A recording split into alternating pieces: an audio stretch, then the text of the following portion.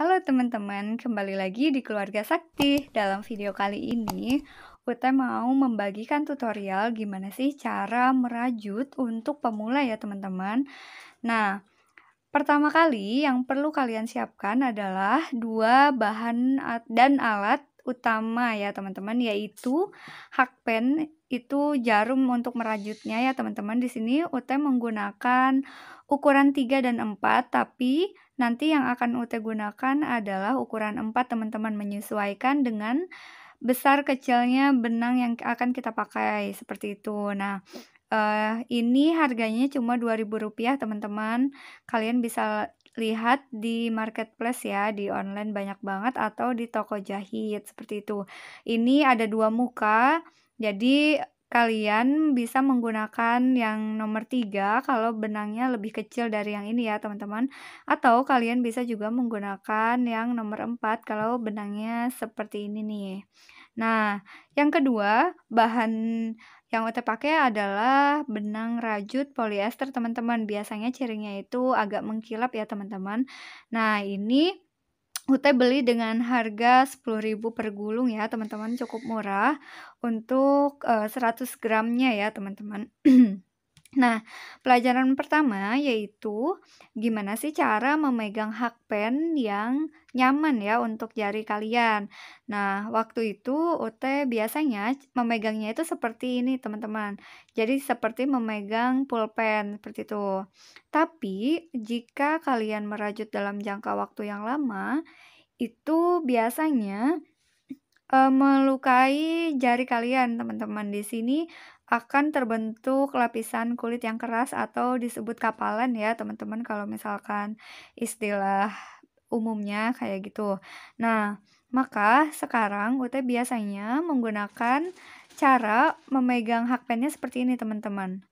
Nah, jadi, ini ketika kita merajut dalam jangka waktu yang lama, itu dia tidak melukai jari kita teman-teman, seperti itu ya. Jadi kayak gini nih teman-teman, seperti memerah santan kayak gitu. Dan ini si kaitannya itu kalian hadapkan sekitar 45 derajat ya teman-teman. Nah, yang kedua, eee, yang harus kalian perhatikan adalah cara memegang benangnya ya teman-teman. Nah, biasanya untuk kalian yang masih belajar bisa dengan cara seperti ini ya teman-teman. Cuman ini juga akan melukai jari kalian karena, tertekan ya teman-teman. Nah, jadi lebih baik caranya seperti ini teman-teman. Kalian kaitkan si benang ini ke kelingking kalian, terus kalian himpit dengan jari manis kalian supaya tidak bergerak gitu. Dan lalu si benangnya itu, masuk ke telunjuk kalian. Kalian bisa lihat di sini.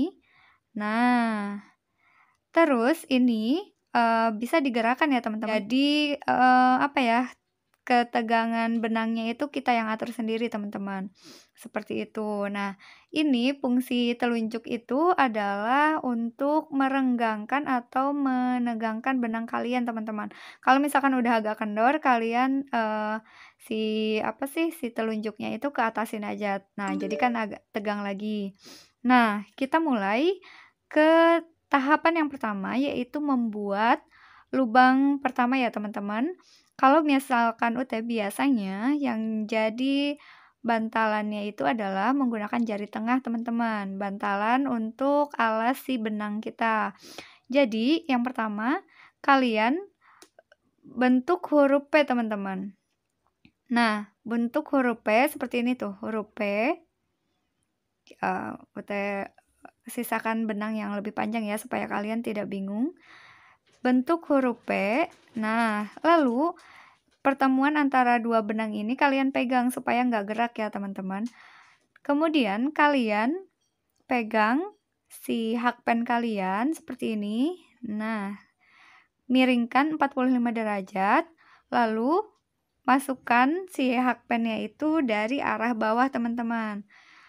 Kemudian dikaitkan, si kaitannya itu menghadap ke atas ya teman-teman. Nah, seperti ini. Lalu dimiringkan sekitar 45 derajat. Nah, ini kemudian kalian tarik teman-teman. Nah, jadi kalau kalian berhasil, si benangnya ini bisa dikencengin sama dikendorin ya teman-teman tuh. Seperti itu. Ini cara membuat lubang yang pertama ya, simpul pertama ya teman-teman. Nah, kemudian kalian bisa mengulangi lagi tahapan ini. Kalian tarik aja teman-teman. Nah, ini bisa. Jadi bentuk huruf P, kemudian si pertemuan antara benang yang ini sama yang ini kalian pegang ya. Kemudian masukkan si jarum hakpennya dari bawah. Lalu kalian tiru cara UT seperti ini ya teman-teman. Tarik, kemudian masukkan, lalu ditarik membentuk simpul. Nah, yang bisa mengatur besar kecilnya si lubang ini adalah telunjuk kalian ya teman-teman. Kalian kalau misalkan ingin agak besar rantainya, jadi kita ini mau membuat rantai atau chain atau biasa disingkat CH ya teman-teman. Nah, ini yang mengatur si telunjuk kalian. Untuk kalian yang masih belajar, supaya tangannya lemes, kalian bisa membuat si lubang pertamanya ini lebih besar ya teman-teman, supaya enak. Nah, lalu kalian tarik lagi ya teman-teman. Jadi gini, ini si hakpennya arahkan ke sini, si pengaitnya itu masih menghadap ke atas teman-teman. Lalu dimiringkan. Nah, tarik. Dan si jempolnya tetap megang simpul pertama ya teman-teman. Nah, jadi ini chain yang pertama teman-teman, CH1 jadi 1. Kemudian tarik lagi. 2.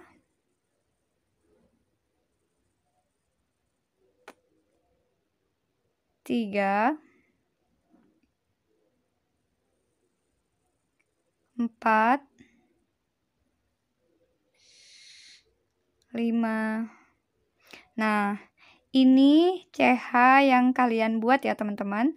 Cara menghitungnya itu mudah sekali. Kalian tinggal hitung dari lubangnya ya teman-teman. Jadi 1, 2, 3, 4, 5. Supaya tangan kalian tidak kaku, kalian buat rantai ini sebanyak-banyaknya ya teman-teman. Misalkan kalian buat 100 dan sekalian belajar cara menghitungnya. Kita mulai lagi. 6, 7. Nah, kalau misalkan udah panjang dan kalian jangan terpaku pada simpul pertama di sini ya teman-teman. Tapi kalian bergerak ke sini supaya kalian lebih enak untuk merajutnya. Jadi misalkan gini nih, ini kan udah goyah nih, udah gak enak, kalian majuin lagi si jempolnya, kayak gitu ya. Terus tarik lagi. Nih, kalau misalkan ini diperbesar lagi ya, supaya kalian enak cara melihatnya. Tuh, kayak gitu teman-teman. Usahakan besar lubangnya itu konsisten ya.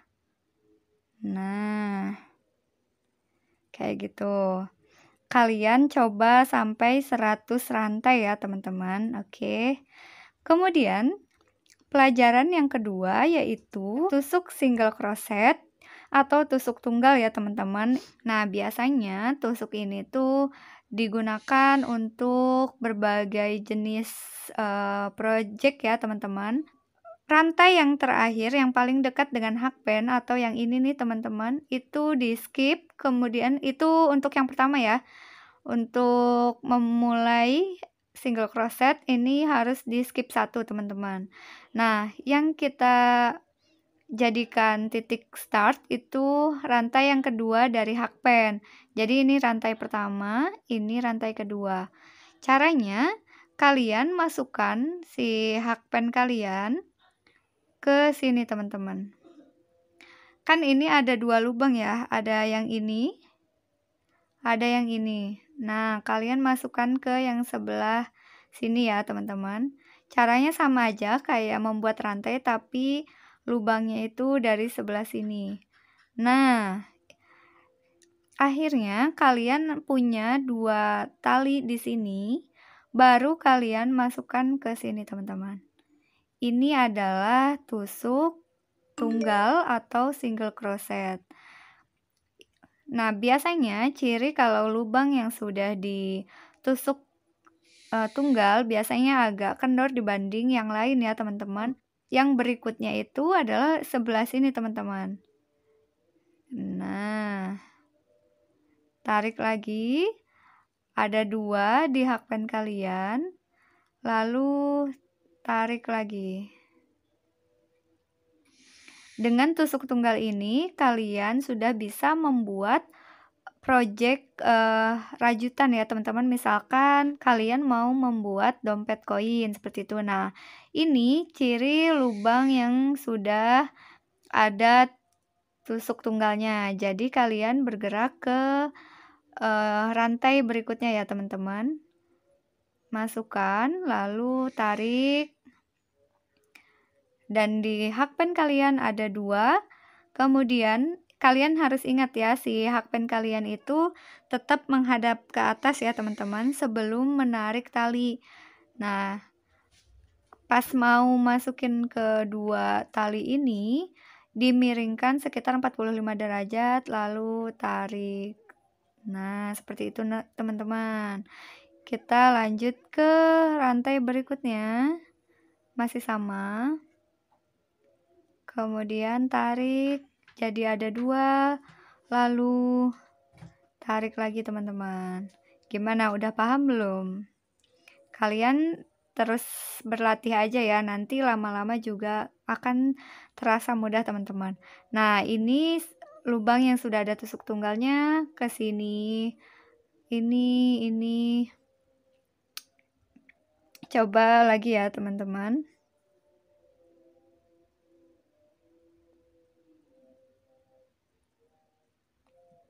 Nah, ini adalah tusuk tunggal. Berikutnya, jenis tusukan dasar yaitu double crochet, teman-teman. Kalau double berarti 2 kali ya artinya. Jadi, kalau tadi kan seperti ini ya, teman-teman. Kalian masukkan ke rantai berikutnya, lalu ditarik. Di sini ada 2, kalian langsung sekali tarik nih. Nah, kalau double crochet itu tahapannya lebih rumit dari yang ini, tapi masih gampang juga kok, teman-teman. Caranya, kalian tarik dulu benang yang akan kalian masukkan ke rantai. Kalau misalkan yang single kan langsung masuk ke lubang ini ya, teman-teman, lubang rantai berikutnya. Kalau yang double, kalian ambil dulu, terus masukkan ke lubang rantai. Nah, gini ya. Terus tarik benangnya. Nah, bedanya di sini ada 3, teman-teman. 1, 2, 3. Lalu kalian tarik dan masukkan ke 2 aja, teman-teman. 2 benang aja. Ini agak menantang, tapi kalian pelan-pelan aja, teman-teman. Nah, tarik 2, kemudian sisa 2, baru tarik lagi. Ini yang disebut double crochet, teman-teman. Jadi 2 kali nariknya ya. 2 habis, kemudian sisa 2 tarik lagi. Nah, ini akan menghasilkan tusukan yang lebih tinggi dibandingkan dengan single crochet atau tusuk tunggal ya, teman-teman. Nah, kita coba lagi ya, teman-teman. Jadi pertama kali kalian ambil benang, lalu masukkan ke lubang rantai, ditarik, jadi ada 3, seperti ini. Nih, ingat telunjuk kalian bermain juga ya, teman-teman. Kalau misalkan agak kendor, kalian regangkan tangan kalian supaya si benangnya jadi manteng lagi ya, teman-teman. Kemudian tarik, masukkan ke 2 talinya, pelan-pelan aja. Nah, sisa 2, ambil lagi. Nah, seperti itu ya teman-teman. Tuh, kalian coba perhatiin cara Ute megang ya. Kemudian, kita bikin lagi sampai bisa ya teman-teman. Nah, kita masukkan ke lubang rantai. Ambil.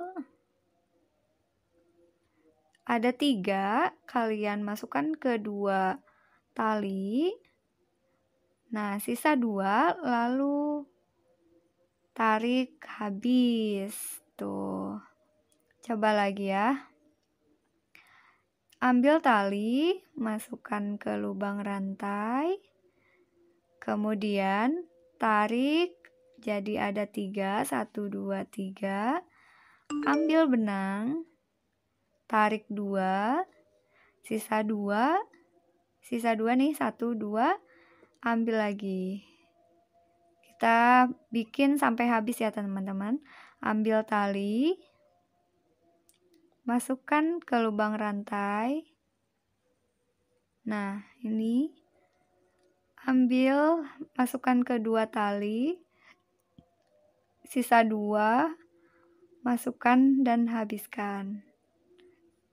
Nah, ini tinggal sisa 1 lubang lagi ya teman-teman, karena ini simpul awal, jadi nggak usah kita bikin tusuk double ya, tusuk ganda ya teman-teman. Nah, ini ada 3, 1, 2, 3, kalian tarik. Sisa 2, lalu tarik habiskan. Nah, di sini kalian bisa melihat perbedaan ya teman-teman.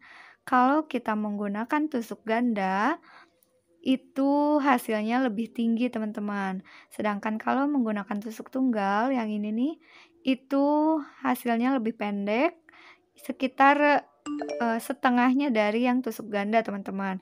Itu artinya apa? Jadi kalau misalkan kalian membuat project tas, kalau kalian menggunakan tusuk ganda, itu akan lebih cepat selesai. Tapi kalau misalkan kalian menggunakan tusuk tunggal atau SC, kalian akan lebih lama selesainya karena sangat kecil-kecil sekali ya, tapi hasilnya itu akan lebih padat dibandingkan dengan tusuk ganda. Jadi itu disesuaikan dengan keinginan kalian dan sesuaikan dengan proyek kalian ya teman-teman. Nah, ini baru pelajaran dasar ya.